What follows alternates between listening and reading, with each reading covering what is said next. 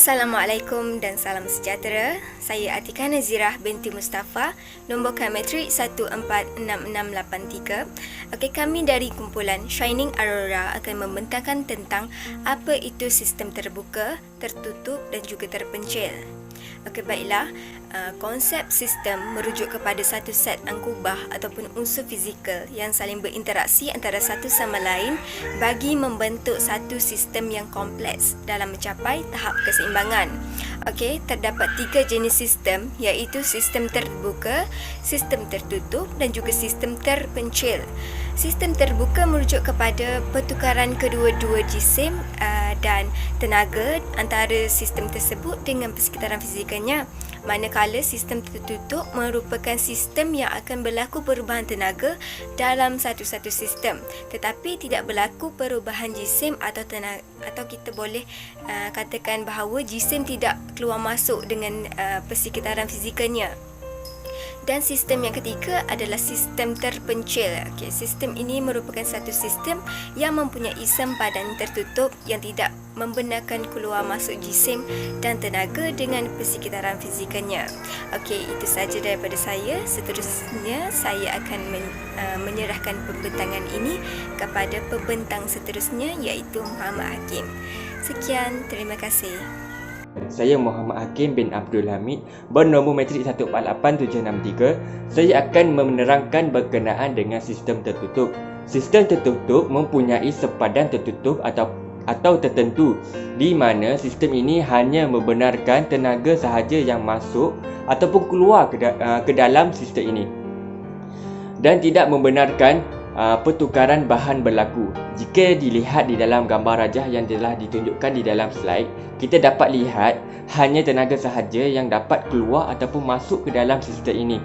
Contoh yang saya dapat berikan ialah kita ataupun bumi mempunyai hubungan dengan matahari, di mana bumi menerima tenaga sahaja daripada matahari tetapi tidak menerima bahan ataupun jisim daripada matahari.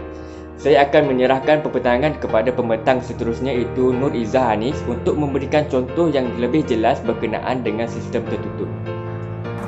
Rumah kaca tidak terpengaruh dengan sistem luar.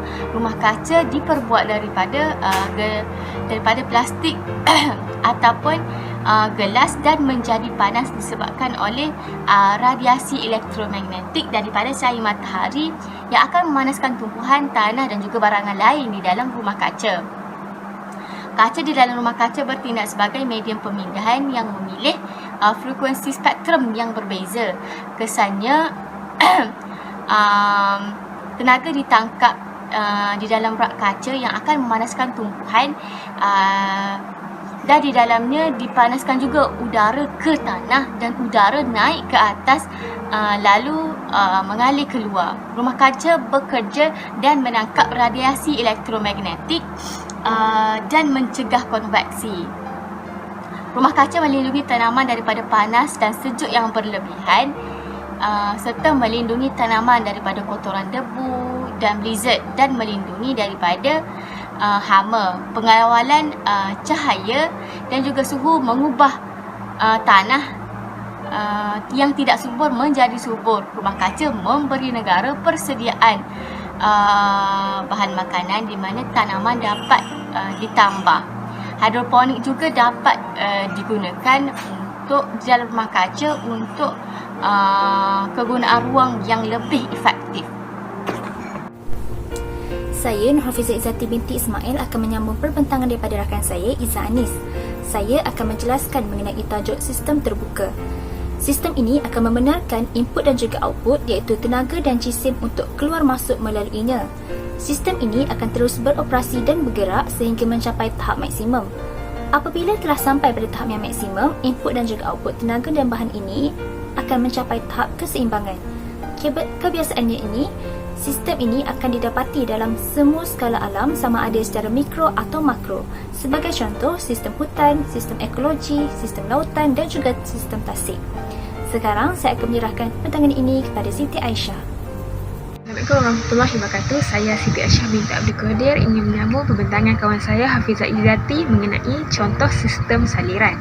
Dalam sistem saliran ini berlakunya sistem terbuka yang melibatkan jisim dan juga tenaga keluar masuk melalui saliran A dan juga saliran B yang terdapat di dalam slide ini. Jika dilihat dalam saliran A dan juga saliran B ini terdapat alur sungai, batuan air, bahan sungai seperti pasir, kerikil dan juga selut. Semua bahan ini akan berinteraksi untuk melalui beberapa proses seperti proses hakisan, proses pengangkutan dan juga proses pemendapan sungai. Kesemua proses ini akan melibatkan sistem terbuka yang mana ianya membenarkan tenaga dan jisim keluar masuk untuk menjalankan proses-proses yang terlibat. Jadi, tenaga yang menggerakkan sistem saliran ini ianya datang daripada matahari, manakala bahan seperti air hujan dan hasil-hasil hakisan merupakan input. Jadi, bahan-bahan akan di-output sebagai luahan sungai ke muara dan seterusnya ke lautan. Oleh itu, di sini berlakunya sistem saliran yang melibatkan sistem terbuka di mana ianya membenarkan input-output keluar masuk melalui sistem saliran ini.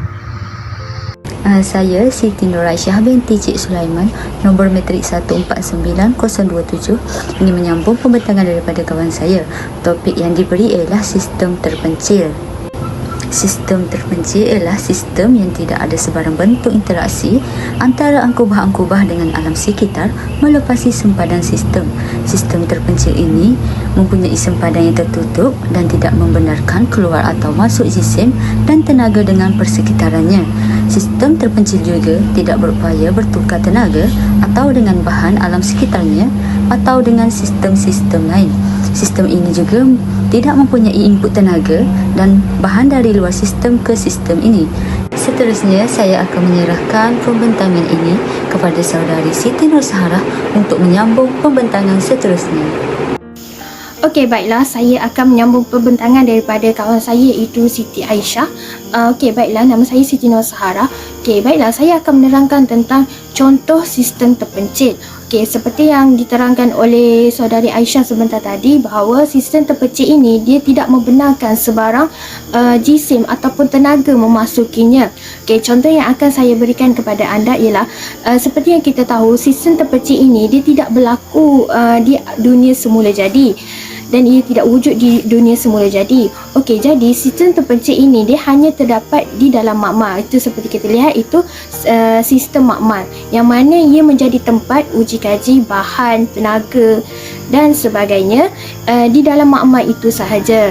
Okey, baiklah, seperti contoh yang anda lihat pada gambar sebelah yang saya lampirkan, yang mana ia merupakan tumbuhan yang diletakkan di dalam botol dan ditutup dan diletakkan di tempat yang gelap yang tiada cahaya, nutrien, air dan sebagainya. Okey, jadi ia dikenali sebagai sistem terpencil. Okey, contoh yang kedua yang saya lampirkan pada slide tersebut seperti anda lihat, itu merupakan thermodynamic system yang mana ia merupakan perbandingan antara tiga sistem itu, iaitu sistem terbuka, sistem tertutup dan sistem terpencil. Okey, kita ambil sistem terpencil. Okey, seperti yang anda lihat itu adalah termos, yang mana termos itu dia tidak membenarkan sebarang aliran keluar masuk tenaga dan jisim. Jadi ia tidak akan mempunyai kita tidak akan rasa haba panas dekat termos tersebut kerana dia tidak membenarkan sebarang tenaga dan haba tenaga dan jisim ke dalamnya. Okey, jadi itu merupakan contoh sistem terpencil. Saya harap anda faham. Okey, baiklah. Seterusnya saya akan menyerahkan pembentangan saya kepada saudari Anisha Mimi. Sekian, terima kasih. Assalamualaikum dan salam sejahtera. Nama saya Anisha Mimi binti Muhammad Ruhaizi, nombor matrik 148792. Saya akan menyambung pembentangan ini daripada rakan saya iaitu Siti Nur Saharah binti Sabaruddin dengan membuat kesimpulan kecil bagi pembentangan kumpulan kami ini. Secara amnya, dalam sistem alam sekitar fizikal ini, kesemua angkubah mempunyai kaitan yang mana mereka saling berinteraksi dan saling beroperasi antara satu sama lain untuk mencapai tahap keseimbangan apabila berlakunya gangguan dalam sesuatu sistem. Bagi ketiga-tiga jenis sistem ini iaitu sistem terbuka, tertutup dan juga terpencil ini sebenarnya menunjukkan perbezaan yang boleh kita lihat melalui input dan juga output yang berlainan. Perbezaan yang saya katakan ini adalah berdasarkan input dan juga output bagi tenaga dan jisim dalam sesuatu sistem.